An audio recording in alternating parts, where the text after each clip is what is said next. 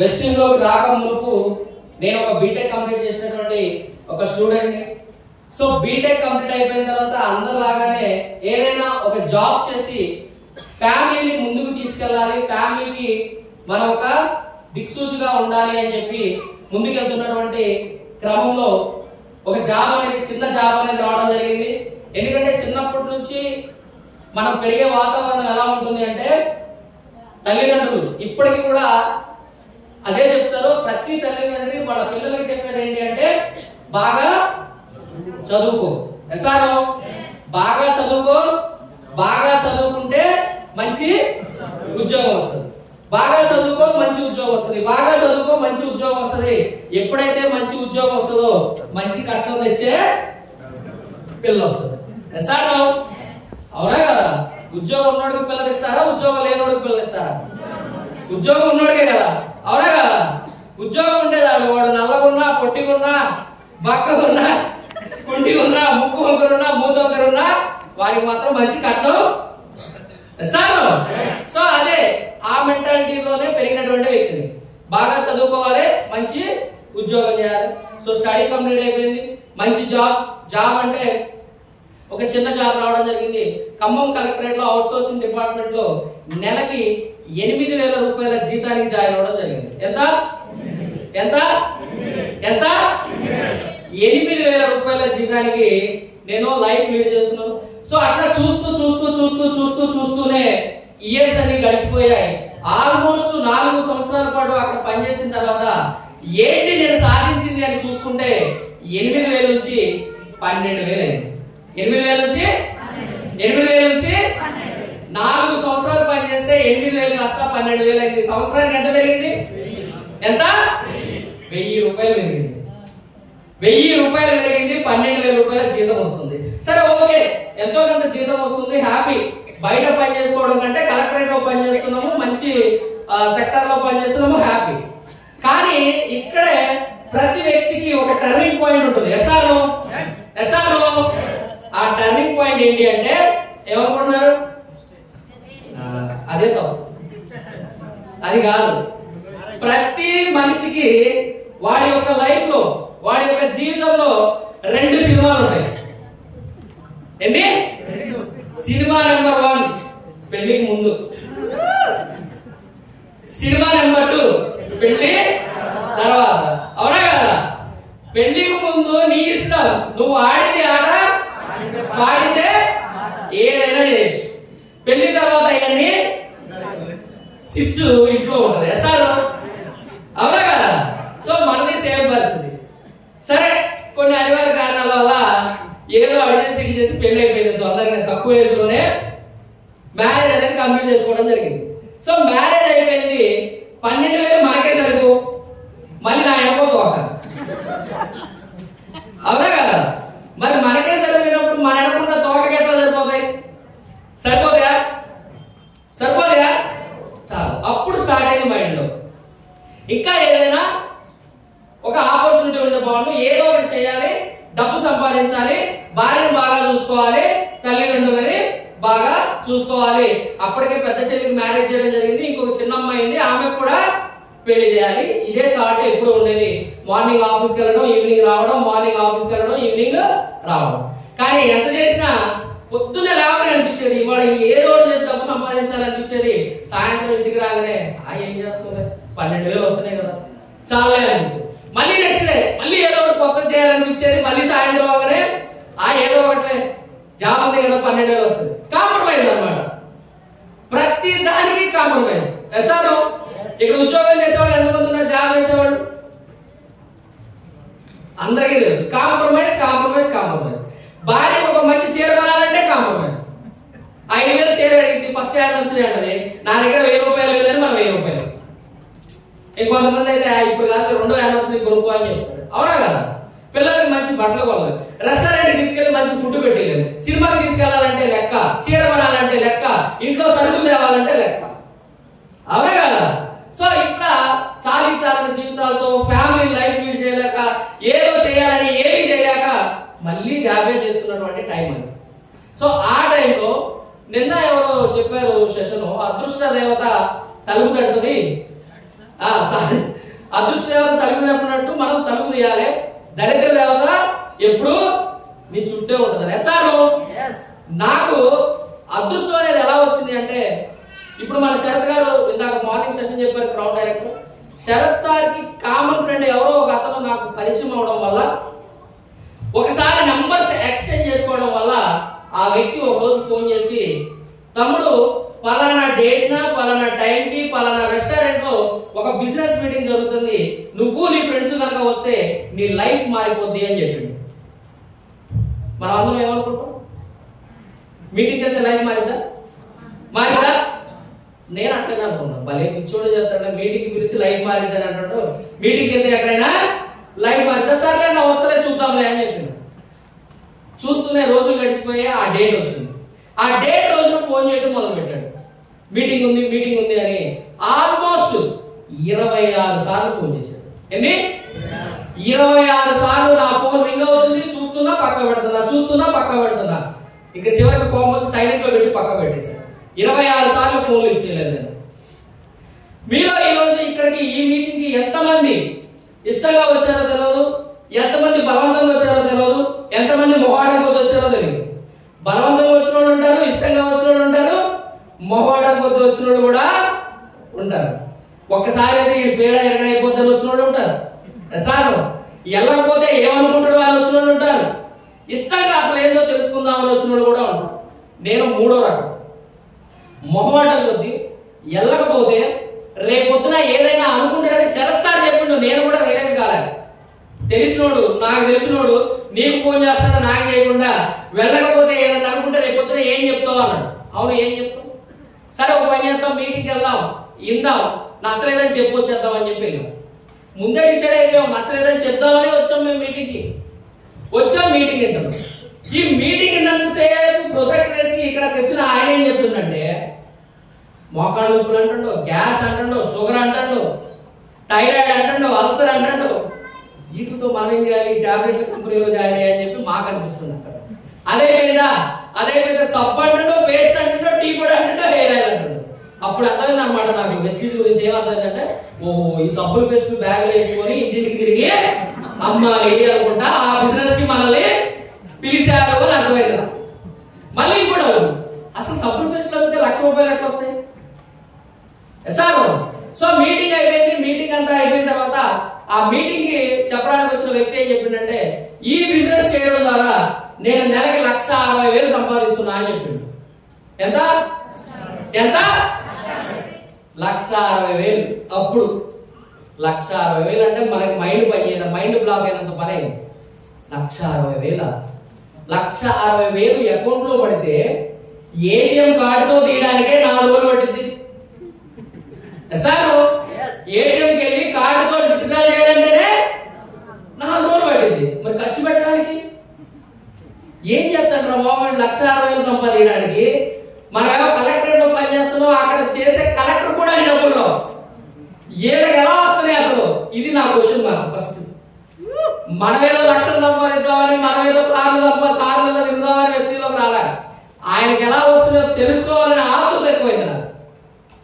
At the same time ఇంటికి వెళ్ళిన తర్వాత, ఆ మీటింగ్ అయిపోయిన తర్వాత నాకు నేను ఒక క్వశ్చన్ వేసుకున్నాను. 4 years బ్యాక్ జాయిన్ అయితే 8,000, ఆఫ్టర్ 4 years 12,000, మరి 20,000 ఎప్పుడు అవుతుంది? అవుతుందా? అయితే ఇంకొక 6 సంవత్సరాలు అయితే 20,000, ఒక 6, 8, రైట్? మరి 50,000 ఎప్పుడైతే? మరి 1,00,000 ఎప్పుడైతే? మనం తెచ్చిపోయినా 1,00,000 సార్. అంటే ఫైనల్ గా నాకు అర్థమైన విషయం ఏంటంటే, 1,00,000 సంపాదించాలనే కళ, ఆశ, డ్రీమ్ ఏదైతే ఉందో మనం చనిపోయినా నెరవేరు మన ఉద్యోగం చేస్తే. కానీ వీళ్ళు ఏమంటున్నారు? జస్ట్ నాతో కలిసి 2 సంవత్సరాలు పనిచేయి, 3 సంవత్సరాలు పనిచేయి, నీకు 1,00,000 వస్తుందని చెప్తున్నారు. బయట అవకాశం లేని దగ్గర నేను 1,00,000 సంపాదించాలా, అవకాశం ఉన్న దగ్గర 1,00,000 సంపాదించాలా అని చెప్పి నాలో నేనే బాగా సతమతమై చివరికి మళ్ళీ ఒక మీటింగ్, రాజమండ్రిలో మీటింగ్ ఉందంటే రాజమండ్రి మీటింగ్ వెళ్ళాను. రాజమండ్రి ఎప్పుడైతే మీటింగ్ వెళ్ళారో ఫస్ట్ విజయరాజ్ సార్ని కలిసింది అక్కడే రాజమండ్రి మీటింగ్ లో. అప్పటికే సార్కి 1 lakh అబౌవ్ వస్తుంది. ఎప్పుడైతే రాజమండ్రి మీటింగ్ వెళ్ళి అక్కడ లీడర్స్, వాళ్ళ life style, network marketing, direct selling ఇండస్ట్రీకి ఉన్న ఆ పొటెన్షియాలిటీ ఎప్పుడైతే అర్థమైందో రూమ్కి వచ్చి పడుకుంటే నిద్ర రావడం. ఎందుకంటే పడుకుంటే లక్ష, లెగిస్తే లక్ష. మైండ్ లోకి లక్ష అనేది బాగా వెళ్ళిపోయింది. ప్రొడక్ట్ వాళ్ళే, ప్రొడక్ట్ ఎలా ఉంటుందో తెలియదు, కంపెనీలో ఎంతమంది డెవలప్ అయ్యారో తెలియదు. లక్ష తీసుకోవాలనే ఒకే ఒక కోరికతో డైరెక్ట్ గా ఆఫీస్కి వెళ్ళిపోయి జాబ్ రిజైన్ చేసి వచ్చి వెస్టీజ్ లో జాయిన్ అయ్యారు. ప్రొడక్ట్ వాళ్ళే, ప్రొడక్ట్ రిజల్ట్ చూడలే, కంపెనీ జెన్యూన్ అని ఇప్పుడు అర్థమైంది. అప్పుడు జెన్యూన్ కాదో తెలియదుగా మనకి. మనం కొత్త డైరెక్ట్ సెల్లింగ్ కి జాబ్ రిజైన్ చేసి బిజినెస్ లోకి వచ్చి బిజినెస్ చేస్తే ఫస్ట్ మంత్ ఎంత వచ్చిందంటే నెలంతా తిరిగి నెలంతా కష్టపడి 4 రోజులు ఫీల్డ్ వర్క్ చేస్తే 109 రూపాయలు వచ్చింది. ఎంత ఎంత ఏం చేయాలి? పెట్రోల్ కూడా రావు, పెట్రోల్ కూడా రావు. మరి అప్పుడు మన పరిస్థితి ఏంటి? మనల్ని ఎంకరేజ్ చేసేవాళ్ళు కాదు కదా, కనీసం మన దగ్గర నుంచి ఫోన్ వచ్చినా మనతో మాట్లాడడానికి కూడా ఇష్టపడేవాళ్ళు కాదు. ఎందుకంటే డబ్బులు అడుగుతాం. నాకు అనిపించింది మళ్ళీ నేను అనవసరంగా తప్పు చేసానేమో, నేను జాబ్ మానేసి క్విక్ గా నేను డిసిషన్ తీసుకున్నానేమో. అదే అక్కడ పనిచేస్తే 12,000 అని వచ్చాయి, ఇక్కడ 100 రూపాయలు వచ్చాయి. నేనేమన్నా రాంగ్ డెసిషన్ తీసుకున్నానా అని చెప్పి నాలో నేనే మళ్ళీ ఆలోచిస్తున్నటువంటి టైంలో నేను, శరత్, శ్రీకాంత్ ముగ్గురు చిన్నప్పటి నుంచి ఫ్రెండ్స్. ముగ్గురు కూడా ఖమ్మంలో ఒక రూమ్ లో ఉండేవాళ్ళం. 450 రూపాయలు రెంట్, ఆ రూమ్ లో ఒక్కడనే జాబ్ మానేశాను కదా. ఆ రోజు ఫీల్డ్కి వెళ్ళకుండా కూర్చొని ఉంటే శరత్ అప్పటికి LNTలో జాబ్ చేస్తున్నాడు. ఆఫీస్ నుంచి ఇంటికి వచ్చి ఏంటో దిగాలుగా కూర్చున్నావు అంటే ఇట్లా బోనస్ వచ్చింది వెస్టీలో అన్న. ఎంత వచ్చింది అన్నాడు. 109 రూపాయలు వచ్చింది అన్నాడు. మరి ఏం చేద్దాం అనుకున్నాడు. ఏమన్నా తప్పు నిర్ణయం తీసుకున్నానేమో అని అనిపిస్తుంది, అనవసరంగా జాబ్ మానేసి జాయిన్ అయ్యాను అనిపిస్తుంది, కొన్ని రోజులు అది ఇది పార్ట్ టైం గా చేస్తే బాగుండనేమో అని అనిపిస్తుంది అంటే అప్పుడు శరత్ అన్నాడు, నువ్వు 1,00,000 రూపాయలు సంపాదించాలి అని చెప్పి జాయిన్ అయ్యావు. జాబ్ మానేయొద్దని ఎవరు చెప్పినా ఏనుకోకుండా జాబ్ మానేసావు. మళ్ళీ ఇప్పుడు నువ్వే కూర్చొని బాధపడడం కరెక్ట్ కాదు. 1 ఇయర్ ట్రై చేస్తానన్నావు కాబట్టి 1 ఇయర్ ట్రై చేయి. 1 ఇయర్ తర్వాత నువ్వు మళ్ళీ జాబ్ గురించి ఆలోచించు అని చెప్పడం జరిగింది. సో ఆ రోజు నుంచి ఈ రోజు వరకు టీమ్ కి మీటింగ్స్ అటెండ్ చేసుకుంటూ, నేను మీటింగ్స్ అటెండ్ అవ్వకుంటూ, సో అప్పటి నుంచి ఈ brown, silver, gold, star, diamond, crown, universal crown కూడా కంప్లీట్ చేసుకొని ఆల్మోస్ట్ 2,17,000 పైగా ఇన్కమ్ చేసుకుంటూ. సో ఒకసారి మీరు ఆలోచించండి, ఒక వ్యక్తి యొక్క లైఫ్ అనేది కేవలం 5-6 సంవత్సరాల్లో మారిపోయింది. నేను ఏదైతే 8,000 రూపాయలకి పనిచేసానో అయ్యే 8,000 నుంచి 10,000 ఇప్పుడు ఎవ్రీ మంత్ నేను సెంట్రల్ గవర్నమెంట్ కి ట్యాక్స్ రూపంలో పే చేయడం జరుగుతుంది. ఒకసారి మీరు అర్థం చేసుకోండి. సో అట్లా కార్ తీసుకోవడం జరిగింది, 10 lakhs పెట్టి కార్ తీసుకోవడం జరిగింది. నేను కార్ తీసుకోవడం కాదు, ఎంటైర్ మన టీంలో 35 మంది కార్లు తీసుకోవడం జరిగింది. సో అది కూడా ఒక అచీవ్మెంట్ అనుకుంటే. ఈ మధ్య ఒక చిన్న ఇల్లు కన్స్ట్రక్షన్ చేశాను, సొంత ల్యాండ్ ఉంది. సో పాత ఇల్లు తీసేసి ఈ మధ్యనే కన్స్ట్రక్షన్ చేయడం జరిగింది. యాక్చువల్ గా పీసీ చేస్తే నేను చూపించేవాడిని. ఇల్లు కూడా కంప్లీట్ అయిపోయింది. 40 లక్షలు పెట్టి ఇల్లు కూడా కన్స్ట్రక్షన్ చేయడం జరిగింది, హౌస్ కూడా కంప్లీట్ చేయడం జరిగింది. రైట్. సో ఈ విధంగా ఎవరైనా ఒక వ్యక్తి యొక్క లైఫ్ అనేది చాలా ఈజీగా వెస్టిజ్ అనేది మారిపోతుంది.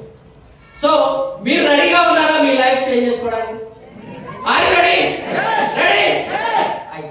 ఇప్పుడు మీకు నాకు ఒక చిన్న క్వశ్చన్. రైట్. వెస్టిజ్ లో జాయిన్ అయితే ఏం వస్తుంది మనకి? మైక్ వెస్టిజ్ లో జాయిన్ అయితే ఎవరు కావాలంటే అడగండి, ఎవరు సమాధానం చెప్తారు. వెస్టిజ్ లో జాయిన్ అయితే ఏం వస్తుంది?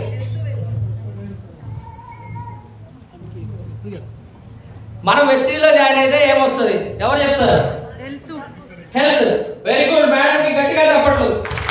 ఆరోగ్యం వస్తుంది. నెక్స్ట్ ఆదాయం ఎంత? ఎంత? అన్లిమిటెడ్. ఇది ఇంపార్టెంట్. ఎంత? అన్లిమిటెడ్. నీకు కావాల్సినంత నువ్వు డిసైడ్ అవ్వాలంటే. నీకు ఎంత కావాలి అనేది నువ్వు డిసైడ్ అవ్వాలి. కానీ నువ్వు ఉద్యోగం చేస్తే ఎంత కావాలనేది నీ బాస్ డిసైడ్ చేస్తుంది. ఇక్కడ ఎంత కావాలనేది ఎవరు డిసైడ్ అవ్వాలి? ఎవరు? నేను డిసైడ్ అవ్వాలి. ఎవరు? సో ఏముంది? అన్లిమిటెడ్ ఇన్కమ్ ఉంది. ఏముంది? అన్లిమిటెడ్ ఇన్కమ్ ఉంది. ఆరోగ్యం ఉంది. ఆదాయం కాదు, అన్లిమిటెడ్ ఇన్కమ్ ఉంది. కావలసినంత డబ్బు ఉంది. ఇక్కడ ఎంత? ఎంత? కావలసినంత. నెక్స్ట్ ఇంకేముంది ఎస్టీలో మేడం? ఓకే, అది కాకుండా ఇంకేముంది?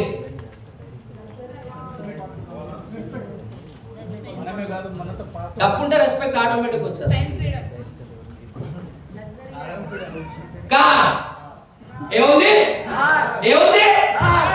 కార్ ఉంది. ఇంకేముంది?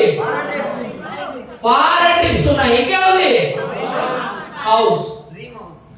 సార్ ఇప్పుడు ఒకసారి మనం మీరు మైండ్ ఓపెన్ చేసి క్యాజువల్ గా కూర్చొని మీరు ఒకసారి ఆలోచించండి. మనిషే పుట్టిన తర్వాత మనకు కావాల్సింది ఏంటి? ఒక ఇల్లు. నువ్వు నీ ఫ్యామిలీ హ్యాపీగా ఉండడానికి ఇల్లు కావాలా లేదా?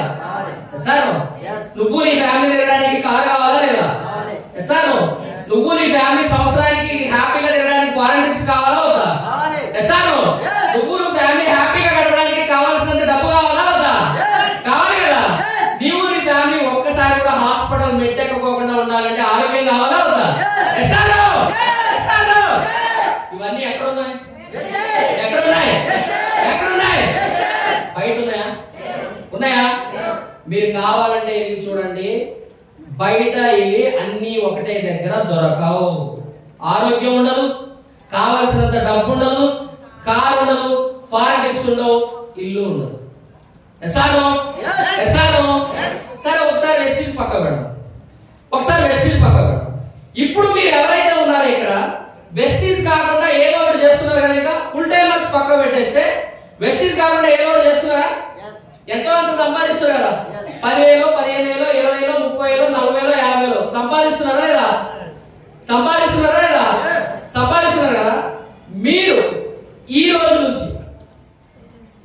నుంచి అంటే సరే డిసెంబర్ అయిపోయింది, 2025 నుంచి ఒక 2 సంవత్సరాల నుంచి 5 సంవత్సరాల టైం తీసుకోండి. ఎంత? 2 to 5. 2 సంవత్సరాల నుంచి 5 సంవత్సరాలు టైం తీసుకోండి 2030 వరకు. 2025 నుంచి 2030 వరకు మీరు ఇప్పుడు ఎక్కడైతే పని చేస్తున్నారో అక్కడ పని చేస్తే మీకు ఇల్లు వస్తుందా, కారు వస్తుందా, ఫారెన్ ట్రిప్ వస్తుందా, కావాల్సినంత డబ్బు వస్తుందా? చెప్పండి. వస్తుందా? మరి వెస్టీజ్ లో జాయిన్ అయ్యి 2 నుంచి 5 సంవత్సరాలు పనిచేస్తే ఇవన్నీ వస్తాయా? మరి అక్కడ పని చేయాలా, ఇక్కడ పని చేయాలా? అక్కడ పని చేయాలా, ఇక్కడ పని చేయాలా? అక్కడ పని చేయాలా, ఇక్కడ పని చేయాలా? సార్ కానీ ఇదంతా చెప్పి మీటింగ్ అంతా అయిపోయిన తర్వాత కూడా చాలా మంది అడిగే క్వశ్చన్ ఏంటంటే, సార్ మీ కంపెనీలో ఏదన్నా 10,000 ఉద్యోగం ఉంటుంచుకోరా? అరే లక్షలు సంపాదించుకోరా అని చెప్తే మళ్ళీ 10,000 ఉద్యోగం అడుగుతారు. అవునా కదా? సో దయచేసి మైండ్ ఇప్పటికైనా ఓపెన్ చేసి ఫ్రీగా కూర్చొని ఆలోచించండి. బయట అవకాశాలు అనేవి చాలా తక్కువగా ఉన్నాయి. లేవనట్లే. డబ్బు సంపాదించడం చాలా ఈజీ. వెస్టీజ్ కాకపోయినా సరే మీరు ఏదో ఒక పని చేసి ఎంతో కొంత డబ్బు సంపాదించుకొని మీ ఫ్యామిలీని చూసుకోలేదు కాదు. కానీ నువ్వు ఇప్పుడు ఉన్న స్థానం నుంచి వేరే లెవెల్కి నీ ఫ్యామిలీని హ్యాపీగా చూసుకోవాలి అంటే నువ్వు ఖచ్చితంగా నీ మైండ్ని ఓపెన్ చేసి నీ డిసిషన్ తీసుకొని కనుక నువ్వు వెస్టీలో ఎన్ని సంవత్సరాలు చేయాలి? 2 నుంచి 5 సంవత్సరాల పాటు పనిచేయాలి. కానీ చాలా మంది ఇవాళ జాయిన్ అవుతారు, నాకు వచ్చిన డబ్బులు రాలేదని మానేస్తారు. ఇవాళ జాయిన్ అవుతారు, 2 నెలల తర్వాత డబ్బులు రాలేదని మానేస్తారు. దయచేసి గుర్తుపెట్టుకోండి, ఇక్కడేం అల్లావుద్దీన్ అద్భుత దీపం లేదు. అల్లావుద్దీన్ అద్భుత దీపం లేదు. ఇక్కడేం మంత్రాలు లేవు.